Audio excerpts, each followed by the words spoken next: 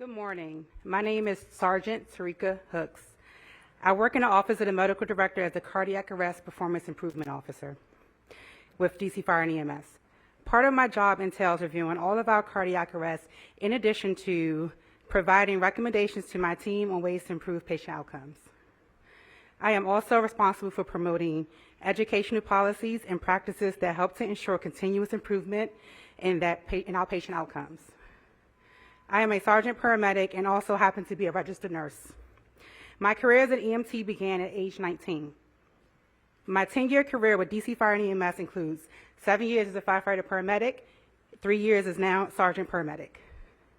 I started my journey with DC Fire and EMS as a firefighter medic here working in Ward 8. I was appointed to Engine Company 32 on Irvin Street Southeast. I was then promoted to sergeant and moved uptown to the Columbia Heights area. I am ecstatic that the AED incentive program is being offered to businesses here in Anacostia. CPR is personal to me. In 2019, my mom and I lost my father due to cardiac arrest after suffering a heart attack. It happened on the streets of It happened on the streets on this side of the river, and unfortunately, there were no one to do bystander CPR and no AEDs nearby. I hope that this program will help give someone else's father the second chance that my father did not have. I am a native Washingtonian, as was he. My family members and I all live here, right in DC, and I still reside here. I love my city, and I am devoted to anything that helps to promote positive outcomes to all Anacostia residents and visitors. I am also excited to have Mayor Bowser support here at DC Fire and EMS and the Anacostia community. I am honored to introduce her today. So please join me in welcoming Mayor Bowser. Thank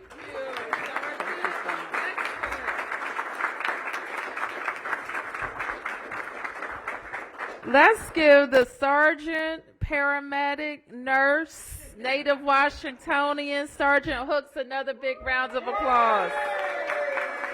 That's what I'm talking about. All right, I love it. That's your daughter. All right, Sergeant Hooks. I like that story. Keeping us safe. And she is a wonderful representative of the entire DC Fire and EMS family. I want to thank you, Chief Donnelly, and the entire leadership at DC Fire and EMS, where a great many people share Sergeant Hook's story of wanting to help, wanting to have a career in public service, and finding the best fire and EMS department in, I want to say our country. How about that? We're up the street and we're reminded of the heroic efforts of our fire department. It wasn't long ago that the chief and I were here down the street. A explosion caused by a vehicle collision put our littlest learners in jeopardy, and it was the quick actions of the people there, our provider at the daycare center, but especially our fire department, who recognized the danger and made sure everyone was evacuated safely. So give them a round of applause for what they do every day.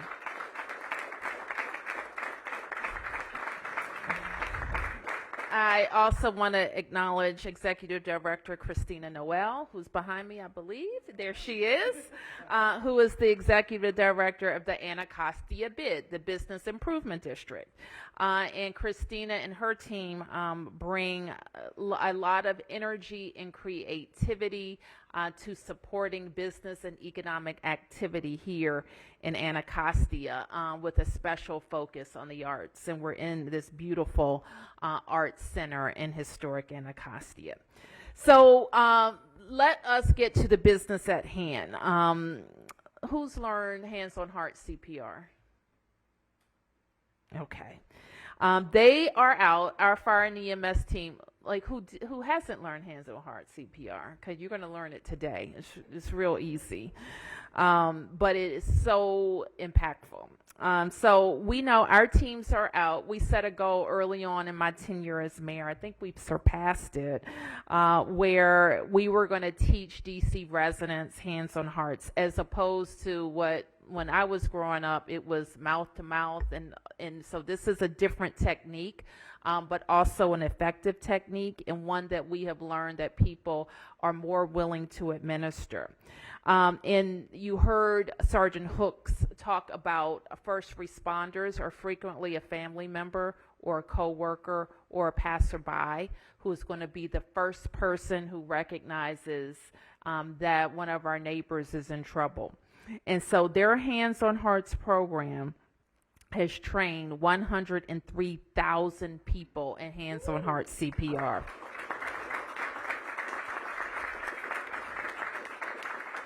"75% of cardiac arrests happen outside of the hospital at home. And when someone has an emergency and there's a person who is trained nearby, the chances of survival are so much improved." So if you've been through CPR training, one thing that you know is that the first thing you do is call 911 or assign someone to call 911. And then what you're supposed to do is let people answer when you are asking if they can hear you, if they're responsive. And then you should also be looking for an AED. And I'm going to let the medical professionals tell you all about that.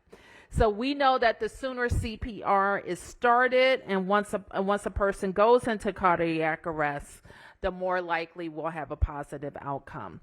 And CPR combined with an AED gives people the best chance of survival. So today we're announcing a new program that will make AEDs more widely available, and especially in neighborhoods that currently have the fewest AEDs. And unfortunately, some of the highest rates of cardiac arrest. Similar to our private security camera program, this will be a rebate program. Our camera program has been extremely successful. In 8 years, it's helped more than 28,000 people add cameras to their homes. And you probably heard us announce this week that your cameras can also be registered with MPD's Real-Time Crime Center, which will help us solve crime. The program, which we're calling the AED Incentive Program, will be open to small businesses, places of worship, small unit apartment buildings, and nonprofit organizations. And the way it will work is that that one of those organizations will purchase the AED and then submit a rebate application, eligible for up to $400 or up to $750 if they purchase more than one AED. So that's a good thing. And I want to thank the Anacostia bid for stepping up and participating in this program. Thank you.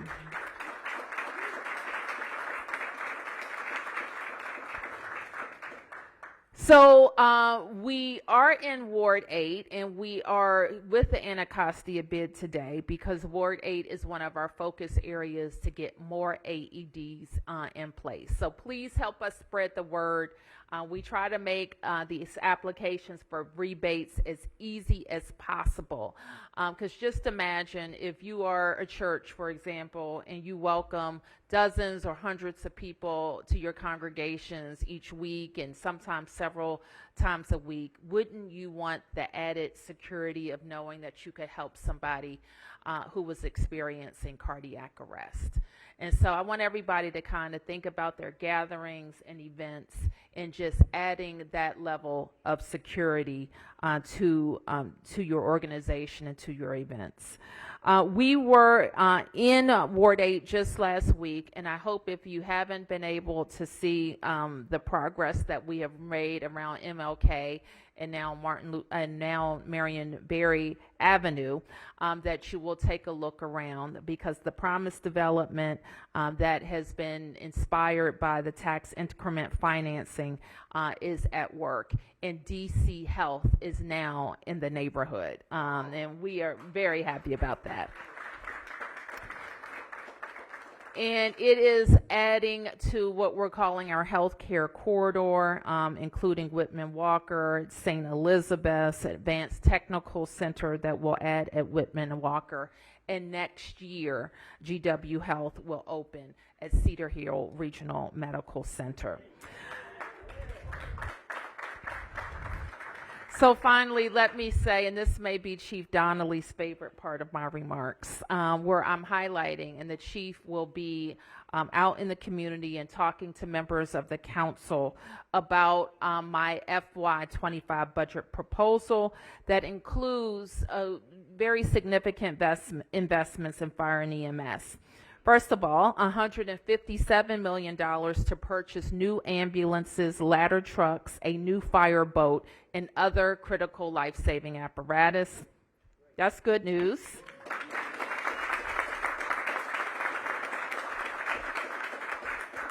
$4.8 million to fund the procurement of critical life-saving equipment for fire and EMS medical response personnel, like the sergeant you just heard from, and $841,000 to continue the development of a paramedic school, which will train up to 70 local paramedics per year.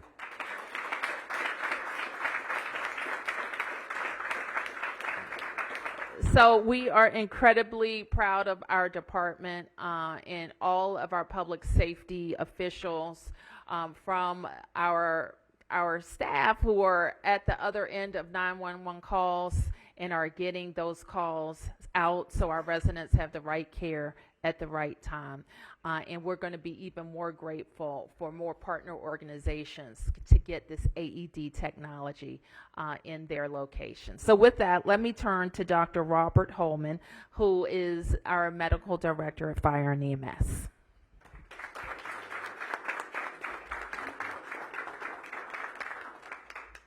Mayor Bowser, Chief Donnelly, Sergeant Hooks, Ms. Noel, and other distinguished guests here today, good morning.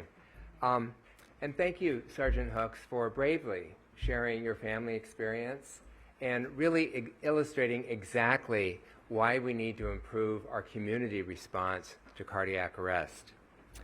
Clotilda Nuete and Brianna Bell, our AED coordination team, thank you for being here. Since 2011, DC Fire and EMS has been measuring and reporting its cardiac arrest performance precisely because we've needed to improve. I am happy to say that we have made remarkable progress over these years, and now we are above the national average in terms of overall survival of cardiac arrest.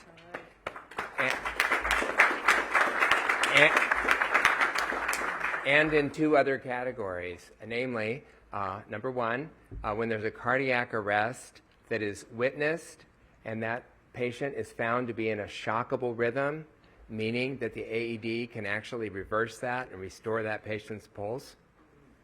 The second one is very similar, but with an addition. It's a patient in cardiac arrest who's witnessed, found to be in a shockable rhythm, and the bystander does an intervention, either CPR or AED application. And over the last 6 years, when a patient experienced a cardiac arrest that was witnessed and received both CPR and an AED, that individual was more than 8 times likelier to leave the hospital alive. But despite this overall progress, our data also highlights some glaring gaps in our city, namely overall lower rates of bystander CPR and overall lower rates of AED use compared to national rates. And importantly, especially here, widespread geographic and racial gaps or disparities in both our bystander CPR performance and in our AED use. And remarkably, still, over the last several years, the survival rate from cardiac arrest among African Americans is less than half that of whites. And some of this gap in AED use is simply due to access. Back in 2018, we discovered that in the 3 zip codes where 57% of that year's out-of-hospital cardiac arrests occurred, there were only 19 publicly registered AEDs, whereas at the same time, in downtown DC in a commercial area, on a single block, there were 32 such AEDs. We all need to work together to increase bystander CPR and the use of AEDs.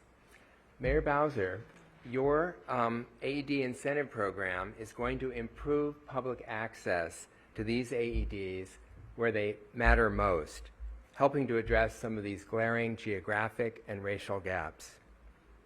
The AED incentive program encourages each of us to be a better neighbor by ensuring and by stocking our businesses, our places of worship, our condos, our nonprofits, our small apartment buildings with this life-saving equipment.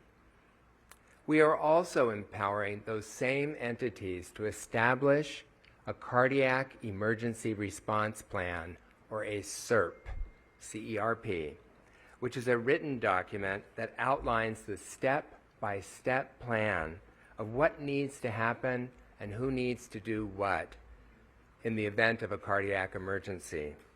This is just like having a fire escape plan.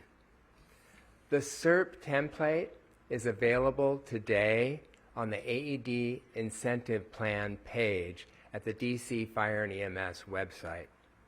If you are a small business owner in the district, use this incentive program to obtain an AED, establish a CERP, and be ready to save your neighbor's life. AED and CERP, just do it. Thank you. And now I would like to introduce Ms. Christina Noel from the Anacostia bid. AED and CERP, just do it, right? So thank you, Christina Noel, the Anacostia Business Improvement District. I want to thank Mayor Bowser. So used to thanking you because you're doing so much for us. The transformative placemaking investments have been seen in this area, but even more importantly, been felt. The partnership with you and your administration with the Arts and Culture District, food access, grants for small businesses, repair and roads, on our roads and infrastructure, new multi-use developments that help us to bring amenities that our community needs, healthcare, our waterfront and equitable development initiatives with our communities. Thank you. Today is another step in that direction. The Automated External Defibrillator Incentive Program, which I've had to practice saying that, so AED is what you will hear from me, is a public health initiative that provides life-saving equipment to our businesses. I would also like to thank Chief Donnelly and your fire and EMS teams. It has continued to be a fantastic partnership, and the Anacostia Business Improvement District is grateful for this partnership. Having an AED nearby means that life-saving measures can be initiated immediately and potentially quickly address a cardiac arrest and preventing a staff member, visitor, or community member from a loss of life. Please allow me to introduce the businesses that are leading the charge, our first cohort. Bill Fidel with Grubbs Pharmacy.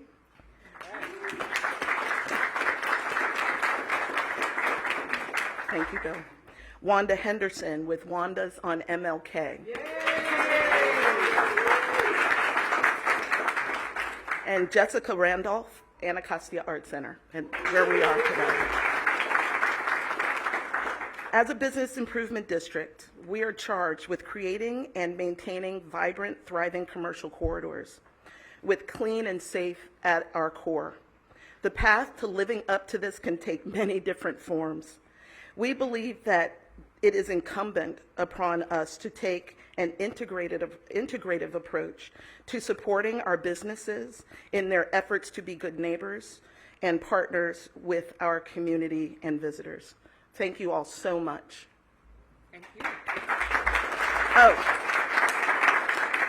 now the mayor is going to join us, and actually she is going to, I'm going to step to the side, and demo with our CPR. I'm going to turn it over to Sergeant.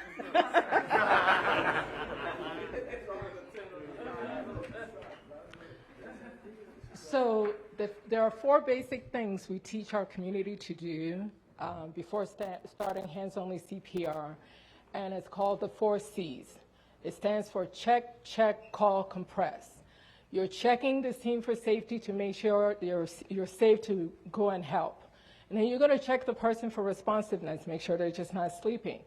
And then you're going to call 911 if they're not responding. And then you're going to yell for someone to go get an AED. And then you're going to tell the operator what you witnessed, where you are, and all the details that you can give them to help locate where you are. And then you're going to take off the clothes. You're going to find the center of the chest, which is usually best through the nipple line to the center of the chest. You're going to take the heel of your hand, and you are...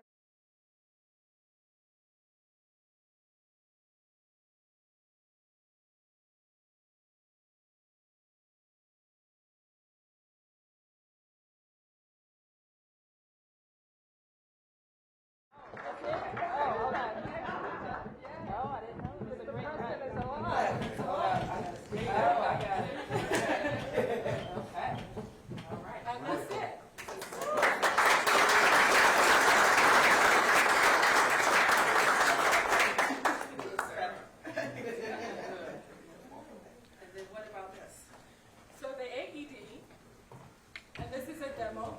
All right. So basically, when we called and yelled out, someone go get an AED, Brianna, you want to come and help us here? So when someone goes to get the AED, we're already doing compression, and I'm going to take this out just to help you fast. There you go. I'm going to push, and you're going to be my AED manager. So Brianna has just arrived from getting that AED that we saw right around the corner, and I'm doing my compression. She's going to get it. The first thing that she's going to do is turn it on, and just follow the prompts. We've already done that. We already started CPR, and we don't stop. So she's going to work with me.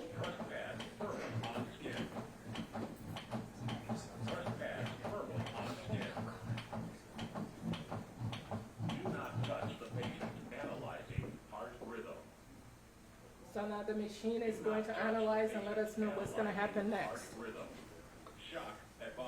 So the machine is advising us to shock. I'm going to shout clear. Is everybody clear? Clear. Press the flashing shock button. And there you go. Delivered. Begin It CPR. tells us again what to do. And we just continue. And if you listen, the AED is also giving us a tone to help us with our beat. 20.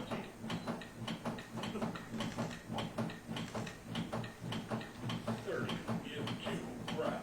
For hands-only CPR, we don't do breaths. We just keep pushing hard and fast.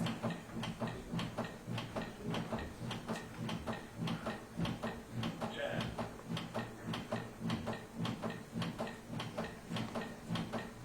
20.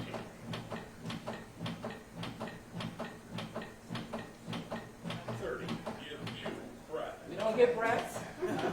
So at one point, it will tell you if shock is advised, we'll administer another shock. If not, we just keep compressing, and it will just keep instructing us on what to do until help arrives. Okay. Well, let's give our demonstrators a big round of applause.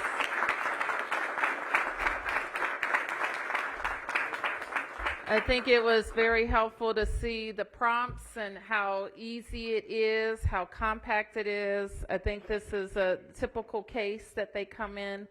As Dr. Holman, they range in price, and we think $800 to $1,400 is kind of the range of the ones that people can take advantage of.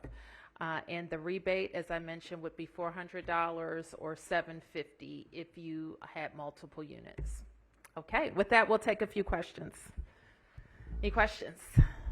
Yeah, can we ask someone, like, the thinking changing from no breaths, are there side effects when you don't bring air into the lungs while you're trying to get the heart going? Well, we've been promoting Hands on Hearts, I think, since 2015, when we announced our first 50,000 person goal, and to increase the survivability in the district, which we have done, which we just haven't done it everywhere and enough of it. And so that's our focus. I'm going to ask Dr. Holman to talk about the likelihood of people being trained in hands-on hearts and using hands-on hearts. So over the last several years, we launched Hands on Heart in October of 2015. We were really doing well, and then of course during the pandemic we dipped our training numbers quite a bit, but now we surpassed 100,000. To answer your question as to whether the patient needs to have respirations, they don't. Survival is really about blood flow, maintaining blood flow through the coronary arteries, and most importantly for long-term survival through the cerebral arteries. And you had some questions about, and so we've had many cases over the last several years where individuals, having been recently trained on Hands on Heart, have been, oddly enough, in a situation where they had to use it and the patient did well. So it really does a tremendous job in a community. If you get your numbers up high enough, then you see your bystander CPR rates go up, which is what we've seen over the last 7 to 8 years. And that actually is associated with overall survival. Bystander CPR, application of AED, they're really, really crucial, as I gave you an example of. Thank you. An off-topic question, Mayor Bowser.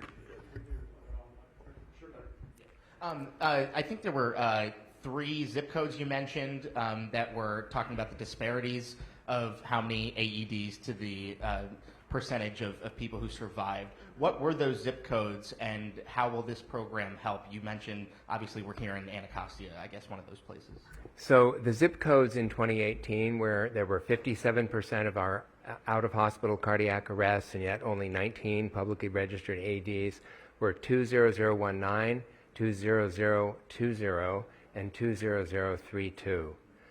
What we did with that information after that is we briefed MPD, because we thought, okay, we can't immediately put AEDs in businesses everywhere. We thought, let's have a mobile response. And so the MPD put in their budget $250,000 for AEDs. They had 19 AEDs put out there in these mobile units covering those territories, if you will. And what we saw after that is a rise in percentage of law enforcement use and application of AEDs in a cardiac arrest. So we think that was beneficial, but we're really happy with this progress as well. The questions? Yes. Is there a danger to using an AED? Can you do no harm? I know with Narcan, we've been told, I believe, that you can do no harm by administering Narcan. Is that the same with an AED? If you follow the directions, it'll be completely safe. If you don't clear, then you will get a shock. And then, are they required, are AEDs required anywhere, like smoke alarms or CO2? In schools. So the AEDs are in schools, both public and charter schools in the district. I don't know if they're required in any other locations. Oh, rec centers. Recreation centers. And then, is there an app or anything that would tell me where the thank closest you. AED is? How do I know if I'm near an AED? I am so glad you asked that question. And I think most of us up here can answer that. Mayor, do you want to? Okay. So I think it's extremely important that before you leave for lunch today, that you load the Pulse Point app on your phone. It is free. It's Pulse Point app, and then you turn it on for notification, and you'll be notified whenever there is a suspected cardiac arrest within a quarter mile of where you are located. And then what you're supposed to do is hurry to get there, and if there's two of you, one goes and assesses the patient and applies CPR if needed. The other goes to get the AED, which is identified in the PulsePoint app. And that dynamic duo can save a life if you apply rapid CPR and then apply that AED. Thank you. So, two questions back here about this. For what is this rebate? Just to be clear, this rebate is only for east of the river, or how do you sort of emphasize getting it over on this side as opposed to other parts of the city? I think we're going to emphasize it in our outreach and our partner organizations, but it's open to more zip codes. And then I don't understand these machines that well. I've never had to use one, thankfully, but it's my understanding at least some parts of it do need to be replaced after a certain number of uses. Does that, if a business or an organization here has one through this rebate, they end up using it and need to replace it, can they come back and get this rebate again? You know, I'm going to have my staff follow up with you on that, on those rules. We have found in the security camera rebate program that we did make people eligible for another rebate some years later. Okay, any other press questions? Yes? Anyone thought of putting a sticker on the outside establishment that says AED inside? I like that. Is that part of our requirement? It's not, but we do want them publicly registered so that they'll be in the PulsePoint app system and will be part of the 911 alerts. But if you're going outside and you're looking for there are stickers. AED, you'd be knocking on doors. I'm sorry, I can't pass the mic to Clotilda, who has but she can use her own mic. Yeah, so once the business get the AED installed, there will be placket 3D signs that we require that they have identifying that there's an AED there. Mayor Bowser, Yes. we learned from the family of the young man, the 14-year-old who was killed at the Brookland Metro Station last Thursday, that two of his older brothers were also killed in the city. One stabbed at the Deanwood Metro Station 8 years before, and a middle brother shot about a year ago riding a bike in the district. As the mayor and a mother, what do you say to this family that has lost? We've reached out to them. They asked us to ask you for your reaction to that. Well, I would first want to talk to them before I talk to you. All right. Any other questions? Yeah, and the concern they raised to us was that I'm not going to talk about their concerns with you. I'll talk to them about it. Because obviously that's troubling to us if we have a family that has had that much loss and probably has a lot more things for us to understand about them. But I wouldn't jump to the conclusion that it's the government. You know what I mean? So I think as a community, when we see young people in trouble, I don't think you can just point a finger at the government. You have to look at the community. You have to look at family needs, and there's a lot to look at. Any other questions?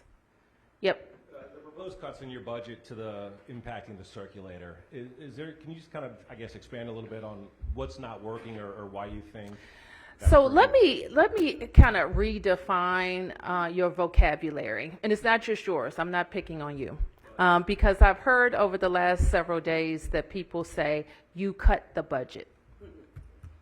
What you should be saying is I balanced the budget. Okay, so there's a difference. If we had the same amount of money coming in as we have for the last several days, and I took programs away, those are cuts. If we have less money coming in or we're growing at a slower rate and we have to look at expenses that have grown faster than revenues, that's balancing. And there's a difference. So I just want everybody, all your listeners and viewers, to understand that difference. My job is to balance the budget, just like you have to do it for your small business, just as you have to do for your household. You have to say, if you had less money coming in, would you call it a cut if you reduced your expenses? Or would you say you're balancing your expenditures or your desires or your demands based on the amount of money that you have coming in?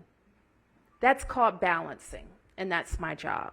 So you're asking me about why was it necessary to balance. We could go into all of those reasons, but I think you understand that we have a post-pandemic economy that is growing slower.